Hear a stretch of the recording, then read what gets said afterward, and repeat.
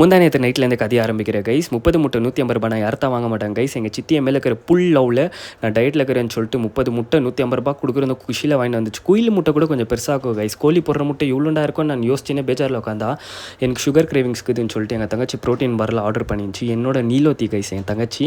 அதுக்கப்புறம் கத்தால ஏன் சிந்தனவே மறாத நாள் இது வாஸ் மாமி எங்கள் அக்காவை போய் ட்ராப் பண்ணிட்டு வந்துட்டு எங்கள் மம்மி மோர் வச்சுட்டு இருந்தாங்க. மோரை குடிச்சிட்டு அதுக்கப்புறம் முட்டை முந்தா நாள் பிரெட்டெல்லாம் இருந்துச்சு அதெல்லாம் பேக் பண்ணிட்டு அதுக்கப்புறம் எங்கள் மச்சான் வந்து நீ சீஸ் மேகி நல்லா பண்ணுறேன் கொஞ்சம் டிஃபன் பண்ணி கொடுன்னு அவனுக்கு சீஸ் மேகி எல்லாம் பண்ணிட்டு ஜிம்முக்கு போய் முட்டையோ ப்ரெட்டோ சாப்பிட்டேன். என்னத்துக்குனாக்கா எம்டி ஸ்டமக்கில் பிஎம்ஐ செக் பண்ணுமாச்சு.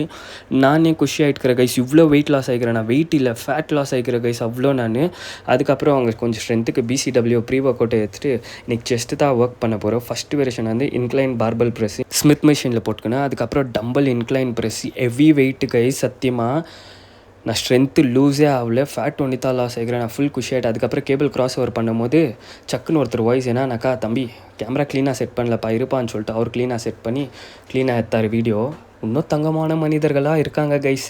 அவருக்கு ஒரு ஷவுட் அவுட் பண்ணி ஒரு லைக் ஒரு ஃபாலோ போட்டிங்கன்னா இன்னும் குஷி ஆகிடுவேன். அதுக்கப்புறம் ஆப்புக்கு ஹேங்கிங் லெக் ரேஸு சக்கத்தாக அஷ்டம். அதுக்கப்புறம் வீட்டுக்கு வந்து ஸ்வீட் பொட்டேட்டோவும் முட்டையை சாப்பிட்டு multi vitamin fish oil leaf 50 tablet எடுத்துகிட்டு எங்கள் மம்மி போகும்போதே கொஞ்சம் ஆடு நண்பர்களாக கீரை போட்டுறான்னு சொன்னாங்க. அவங்களுக்கு போட்டு பார்த்தா ஹெவி சண்டை.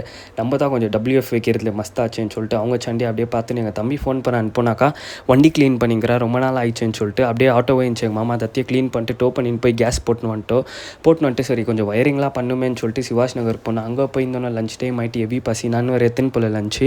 ஆனால் நம்ம வெளியே போனால் தான் நம்ம டயட்டுக்கு தந்தூரி சாப்பிட்றமே லோ கேலரிஸ்ன்னு சொல்லிட்டு நான் தந்தூரி வாங்கி நான் அவங்களுக்கு பிரியாணியெல்லாம் சாப்பிட்டுருந்தாங்க.